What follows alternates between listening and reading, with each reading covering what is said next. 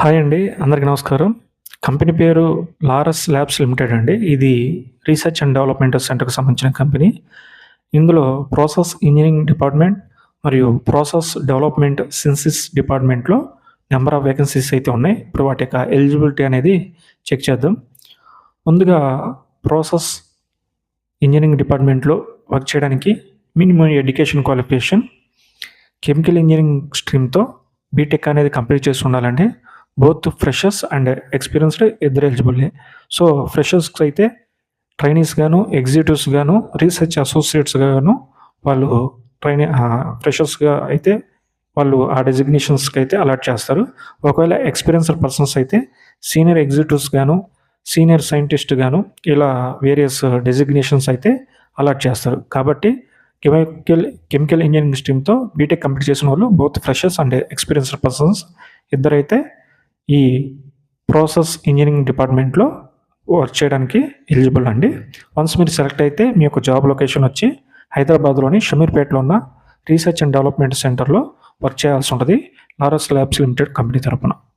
తర్వాత డిపార్ట్మెంట్ వచ్చి process development synthesis department అండి. ఈ ప్రాసెస్ డెవలప్మెంట్ సింథసిస్ డిపార్ట్మెంట్లో వర్క్ చేయడానికి minimum education qualification organic chemistry స్ట్రీమ్తో ఎంఎస్సీ అనేది కంప్లీట్ చేసి ఉండాలండి. జాబ్ డెసిగ్నేషన్ వచ్చి ఎగ్జిక్యూటివ్ లేదా అసోసియేట్స్ అండి. ఎక్స్పీరియన్స్ వచ్చి మస్టర్డ్గా ప్రీవియస్ రీసెర్చ్ అండ్ డెవలప్మెంట్ సెంటర్లో కానీ ఫార్మస్యూటికల్ కంపెనీలో కానీ 1 year ఎక్స్పీరియన్స్ అయితే మస్టర్డ్గా కలిగి ఉండాలండి. క్వాలిఫికేషన్ మరలా చెప్తున్నాను, ఆర్గానిక్ కెమిస్ట్రీతో ఎంఎస్సీ కంప్లీట్ చేసి ఉండాలి. ప్రీవియస్గా 1 year ఎక్స్పీరియన్స్ అయితే మస్టర్డ్గా కలిగి ఉండాలి. వీళ్ళు కూడా వన్స్ సెలెక్ట్ అయితే వీళ్ళ జాబ్ లొకేషన్ వచ్చి హైదరాబాద్లోని షమీర్పేటలోని రీసెర్చ్ అండ్ డెవలప్మెంట్ సెంటర్లో వర్క్ చేయాల్సి ఉంటుంది లారస్ ల్యాబ్స్ లిమిటెడ్ తరఫున.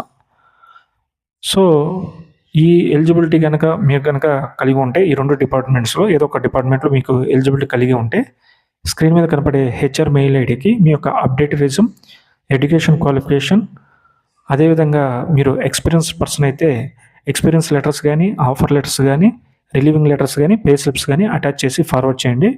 మస్టర్డ్గా మీ పే స్లిప్ తాలూకు సిటీసీ స్ట్రక్చర్ అయితే మీరు ఖచ్చితంగా మెయిల్లో అయితే మెన్షన్ చేయండి. అంటే మీరు సిటీసీ అంటే కాస్ట్ టు కంపెనీ, అంటే కంపెనీ మీకు శాలరీతో పాటు అదర్ బెనిఫిట్స్ కూడా మీకు ప్రొవైడ్ చేస్తుంది కదా, like house rent allowance, food allowance, accommodation facilities, ఇలాంటి అలవెన్సెస్ కానీ ఫెసిలిటీస్ కానీ మీకు ఎడిషనల్గా కంపెనీ ఏమైనా ప్రొవైడ్ చేస్తుంటే వాటి తాలూకు బ్రేకప్ అనేది కూడా మీరు ఆ మెయిల్లో మెన్షన్ చేయాల్సి ఉంటుంది.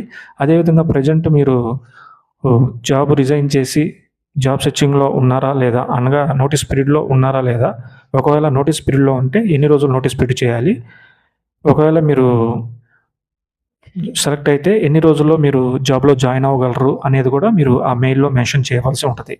కాబట్టి ఎలిజిబుల్ క్యాండిడేట్స్ అందరూ కూడా ఈ అవకాశాన్ని అయితే యూజ్ చేసుకోండి. అదేవిధంగా మన ఛానల్ మీరు మొదటిసారిగా మీరు విజిట్ చేసి చూస్తున్నట్లయితే ఒకసారి సబ్స్క్రైబ్ కూడా చేసుకోండి. ఇలాంటి జాబ్ అప్డేట్స్ అనేవి మీకు రెగ్యులర్గా వస్తూ ఉంటాయి. ఒకవేళ ఈ వీడియో అనేది మీకు పెద్దగా యూజ్ కాకపోయినా ఫ్యూచర్లో రాబోయే వీడియోస్ మీకు ఎంతో కొంత మీ కెరీర్కి ఉపయోగపడవచ్చు. కాబట్టి మీరు ఈ YouTube channel I'm Mahesh HR అనే యూట్యూబ్ ఛానల్ మీరు సబ్స్క్రైబ్ చేసుకుంటే ఇలాంటి వీడియోస్ మీకు రెగ్యులర్గా అలర్ట్స్ రూపంలో వస్తూ ఉంటాయి. అవి మీకు ఎంతో కొంత ఉపయోగపడతాయి. కాబట్టి సబ్స్క్రైబ్ చేసుకోండి. All the best. Thank you.